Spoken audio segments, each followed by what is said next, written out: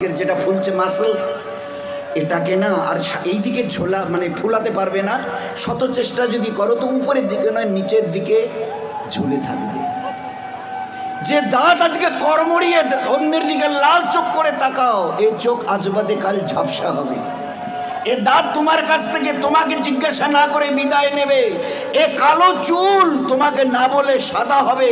এ শক্ত বডির মাসল তোমাকে না জিজ্ঞাসা করে গোশত আস্তে আস্তে চামড়া ঝুলে থাকা শুরু হবে। আমার কাছে কি তোমার কাছে আছে মোকাবেলা করার মতো?